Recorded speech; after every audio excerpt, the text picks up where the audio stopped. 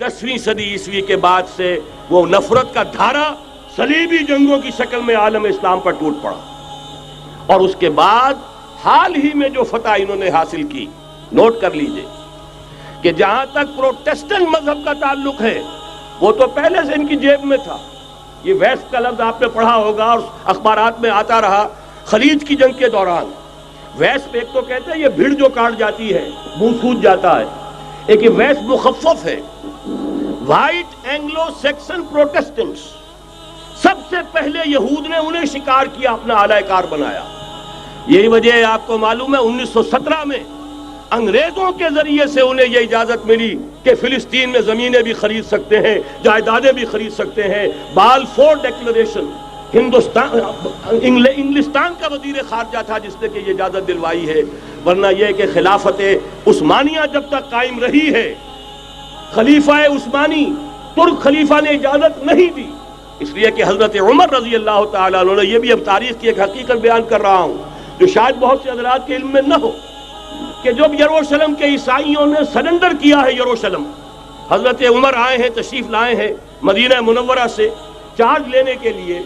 उस वक्त जो ट्रीटी लिखी गई है, जो मुआहदा हुआ है, उसमें वहां के यहूदियों, यहाँ के ईसाइयों ने तय कराया था कि यहाँ आप यहूदियों को आबाद होने की इजाजत नहीं देंगे। यहूदी आ सकता है, ज़ियारत कर सकता है, अपने मकामात मुक़द्दसा को आकर देख सकता है, यहाँ आबाद नहीं हो सकता। और ये कौन शर्त रख रहा है? ईसाई। उस वक्त तक ईसाइयों की दुश्मनी यहूदियों के साथ इस दर्जे में थी।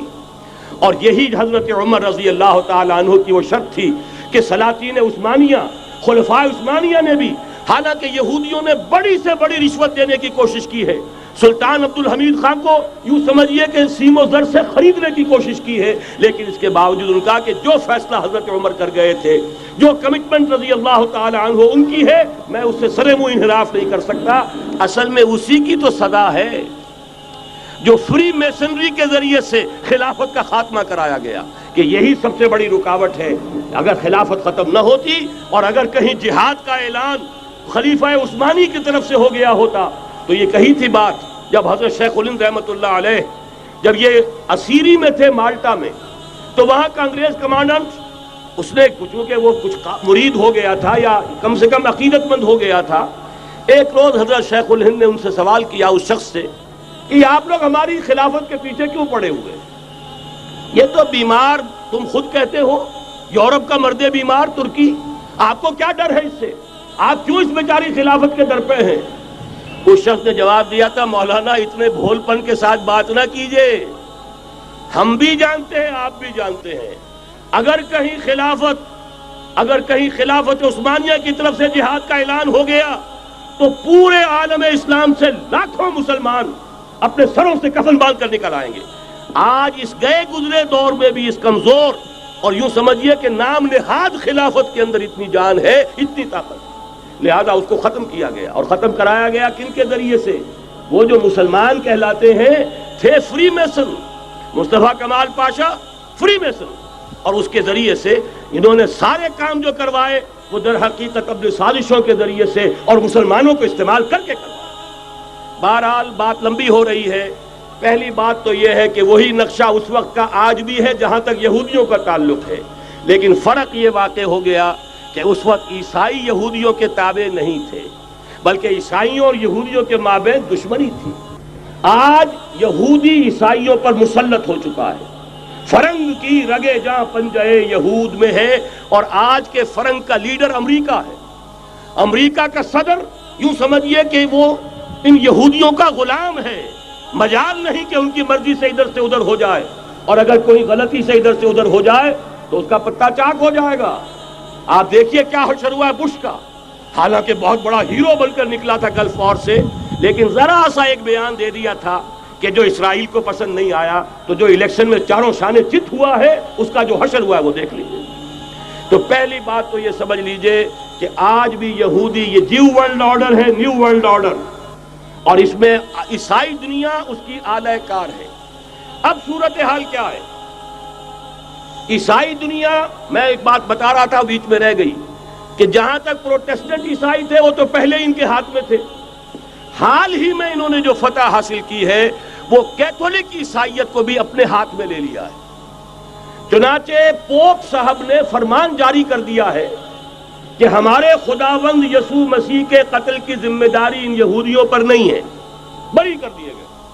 1900 برس کے بعد، بلکہ 2000 برس کے قریب ہو گئے، انہیں ایگزونریٹ کر دیا گیا، ایبسالو کر دیا گیا، ان پر ذمہ داری نہیں۔ نتیجہ یہ نکلا ہے کہ ابھی چند مہینے پہلے جو مذاکرات صلح کے ہو رہے تھے، جن میں یاسر عرفات بھی تھے اور یہ اسحاق رابین گیا ہوا تھا واشنگٹن، وہاں سے واپس آیا ہے تو روم میں رک کر پاپائے روم سے ملاقات کر کے تشریف لائے ہیں، انہیں دعوت دی ہے کہ یروشلم آئیے، اور ویٹیکان نے تسلیم کر لیا ہے اسرائیل کو، اور ویٹیکان کا اب جو ہے ایک ایمبیسی، اس کا جو ہے سفارت خانہ وہ یروشلم میں بننے والا ہے، اور پوپ صاحب بھی وزٹ کرنے والے ہیں۔ گویا کہ یہ گٹھ جوڑ اب مکمل ہو چکا، اب کہیں اس میں کوئی کمی نہیں رہی۔ اس یونائٹڈ فورس کے ساتھ یہ نیو ورلڈ آرڈر اس وقت عالم اسلام پر حملہ آور ہے۔ اب اس میں نوٹ کیجئے کہ اس وقت کی فضا ہے کیا۔ عالم اسلام میں سے عالم عرب ان کے شکنجے میں جا چکا، کیوں بنا کر کھڑے ہوئے ہیں اسرائیل کو ماننے کے لیے اور سر تسلیم خم کرنے کے لیے۔ انہیں بلا کر میڈرڈ میں پیش کیا گیا یہودیوں کے سامنے کہ تم جن کے ساتھ ایک ٹیبل پر بیٹھنے کو تیار نہیں تھے، میڈرڈ میں آؤ، آؤ اپنا قبرستان دیکھو، یہ اسپین کی سرزمین جہاں تم نے 800 برس حکومت کی تھی، یہ تمہارا قبرستان، یہاں آؤ اور بیٹھو اور ان کے ساتھ بات کرو۔ گئے تھے کہ نہیں تمام فرنٹ لائن سٹیٹس میڈرڈ میں؟ حالانکہ کوئی بین الاقوامی کانفرنس کبھی میڈرڈ میں نہیں ہوئی، یا تو یہ واشنگٹن میں، بعد میں وہ سارے معاملات واشنگٹن میں چلے، شروع وہاں سے کیا۔ اس لیے کہ نیوز ویک کا کچھ عرصے پہلے کور سٹوری جو تھی 1992 is the year of Spain. Why? 1592 was the year of the fall of Granada. 1492 میں 1492 میں غرناطہ کا سقوط ہوا، اور پورے آئیبیرین پیننسولا سے ایک ایک مسلمان بچہ نکال کر ختم کر دیا گیا، یا زندہ جلا دیے گئے، یا تہہ تیگ کر دیے گئے، یا جہازوں میں بھر بھر کر۔ اور آپ کو معلوم ہے میڈیٹرینین کی حیثیت کیا ہے، خلیج ہے، ایک معمولی سی خلیج، ادھر سے اسپین کا ساحل قریب آ جاتا ہے، اسپین کے ساحل سے جہازوں میں بھرا اور نارتھ افریقہ کے ساحل کے اوپر پھینک کر آ گئے۔ پورے ہسپانیہ میں جہاں 800 برس مسلمان کی حکومت رہی، ایک بچہ بھی مسلمان نام کا موجود رہا۔ یہ تھا 1492، اور اب آیا تھا 1992۔ 1992 is the year of Spain۔ اسی لیے ورلڈ اولمپکس رکھے گئے، وہاں دلہن کی طرح سجایا گیا ہسپانیہ کو، اور بلایا گیا، طلب کیا گیا، سمن کیا گیا تمام دول عرب کو، آؤ یہاں بیٹھو، اور یہاں بیٹھ کر اپنے ان یہودی دشمنوں کے ساتھ مصالحت کی بات شروع کرو۔ بہرحال نوٹ کر لیجئے، عالم عرب جا چکا ہے۔ کوئی دن کی بات ہے، میں سنسنی پیدا نہیں کرنا چاہتا، لیکن حالات اور واقعات سے نگاہیں بند کرنا بھی کوئی دانش مندی کی بات نہیں ہے۔ یہ ایودھیا کی مسجد شہید کی گئی، ابھی یہ ایک بہت بڑا مزار جو ہے شہید کیا گیا، اور اس کے ساتھ کئی مسجدیں شہید کی گئی۔ یہ سب کیا ہے؟ یہ مسلمانوں کی نفس دیکھی جا رہی ہے کہ کوئی غیرت اور حمیت نام کی کوئی شے باقی ہے؟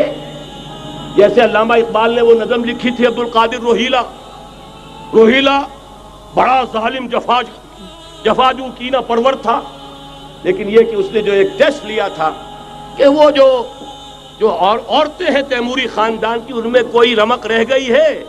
معلوم ہوا کہ نہیں، کہ غیرت نام تھا جس کا گئی تیمور کے گھر سے، ختم، غیرت نکل گئی۔ اسی طرح ایودھیا کی مسجد، اب چرار شریف، اور یہ کوئی دن کی بات ہے کہ اب مسجد اقصیٰ کا نمبر آیا کہ آیا، اس کے لیے پوری تیاریاں ہو چکی ہیں۔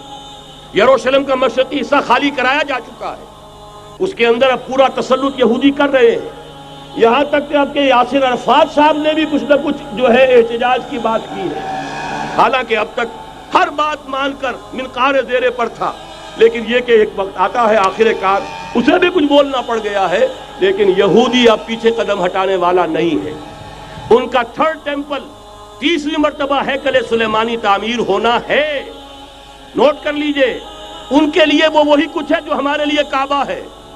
ان کے لیے ہیکل سلیمانی بالکل وہی حیثیت رکھتا ہے جو ہمارے لیے کعبہ. وہ ہیکل سلیمانی ایک مرتبہ پہلے نبوکدنضر کے ہاتھوں مسمار ہوا، پھر سن 70 عیسوی میں ٹائٹس کے ہاتھوں مسمار ہوا. سن 70 کے بعد آج 1995 میں کتنے برس ہو گئے؟ پورے 1925 برس ہو گئے کہ ان کا کعبہ زمین بوس پڑا ہوا ہے. اب تک تو ان کا بس نہیں تھا، اب تو بس ہے کہ نہیں؟ اب ان کی حکومت ہے کہ نہیں؟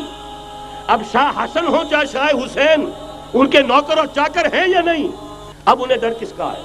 لہذا کوئی دن کی بات ہے مسجد اقصی شہید ہوگی اور ٹیمپل کی تعمیر شروع ہوگی. یہ تو بہرحال ایک نقشہ ہے. اگلا نقشہ آپ کو بتانا چاہتا ہوں، ایک دوسری تصویر ہے. یہ تصویر ہے زمینی، ایک تصویر ہے آسمانی. وَمَكَرُوا وَمَكَرَ اللَّهُ وَاللَّهُ خَيْرُ الْمَاكِرِينَ. انہوں نے اپنی سی تدبیریں کی، اللہ نے اپنی تدبیر کی، اور ظاہر بات ہے اللہ کی تدبیر سے بہتر تدبیر کس کی ہوگی؟ چنانچہ یہودیوں کی سازشیں اس وقت بھی ناکام ہوئی تھی یا نہیں؟ ظاہر بات ہے جاء الحق وزهق الباطل ان الباطل کان زہوقا. لہذا یہ آیتیں دونوں اعلان کر رہی ہیں کہ یہودیوں کی سازشیں بالآخر ناکام ہوں گی اور دین حق کا بول بالا ہو کر رہے گا. یہ تو ان آیتوں سے ظاہر ہے. یریدون لیطفئوا نور اللہ بافواہہم واللہ متم نورہ ولو کرہ الکافرون. یریدون ان یطفئوا نور اللہ بافواہہم ویابى اللہ الا یتم نورہ ولو کرہ الکافرون. هو الذی ارسل رسولہ بالہدى ودین الحق لیظہرہ علی الدین کلہ ولو کرہ المشرکون. اللہ نے تو بھیجا ہی ہے اپنے رسول کو اس فیصلے کے ساتھ اور یہ ذمہ داری اور مشن دے کر کہ جو دین حق آپ کو دے کر بھیجا جا رہا ہے اسے غالب کیجئے، نافذ کیجئے، قائم کیجئے. اس مشن کے ساتھ بھیجا جا رہا ہے اور وہ بہرحال آیا جاء الحق وزهق الباطل ان الباطل کان زہوقا. لیکن نوٹ کرنے کی بات یہ ہے، ذرا یہاں تھوڑا سا تحمل کے ساتھ غور کیجئے گا، کہیں میرے خلاف کوئی فتویٰ دینا شروع کر دیں. کیا حضور کا مقصد بعثت اس وقت مکمل ہو گیا تھا؟ ایک درجے میں ہو گیا کہ جزیرہ نماء عرب پر اللہ کے نور کا بھی اتمام ہو گیا، اللہ کا دین بھی غالب ہو گیا. ہو گیا کہ نہیں ہو گیا؟ لیکن کیا محمد الرسول اللہ صرف عرب کے لیے بھیجے گئے تھے؟ قرآن کہتا ہے ببانگ دہل وما ارسلناک الا کافۃ للناس بشیرا ونذیرا. اے محمد صلی اللہ علیہ وسلم، ہم نے نہیں بھیجا ہے آپ کو مگر پوری نوع انسانی کے لیے بشیر اور نذیر بنا کر. تو جان لیجئے کہ یہ مقصد بعثت محمدی صلی اللہ علیہ وسلم بتمام و کمال اس وقت پورا ہوگا جب کل عالم انسانیت پر، کل روئے ارضی پر اللہ کا دین اسی طرح غالب ہو جائے گا جس طرح کہ محمد رسول اللہ والذین معہ صلی اللہ علیہ وسلم ورضی اللہ تعالی عنہم اجمعین، ان کے ہاتھوں سے، ان کے ایثار سے، ان کی قربانیوں سے، جن کا نقشہ آپ کے سامنے مولانا کھینچ چکے ہیں، ان کے اثار، ان کی قربانیاں، ان کی محنت، ان کی جفاکشی، ان کی سرفروشی، ان کے جان تن من دھن لگا دینے کے نتیجے میں جیسے اس وقت غالب ہوا تھا کل روئے ارضی پر غالب ہوگا، تب کہیں جا کر مقصد بعثت محمدی مکمل ہوگا. یہی وجہ ہے اقبال نے کہا تھا وقت فرصت ہے کہاں، کام ابھی باقی ہے، نور توحید کا اتمام ابھی باقی ہے. لیکن ساتھ ہی خوشخبری بھی دی تھی، یہ چمن معمور ہوگا نغمہ توحید سے. آئے گا وہ دور، یہ چمن معمور ہوگا نغمہ توحید سے، لازماً آ کر رہے گا.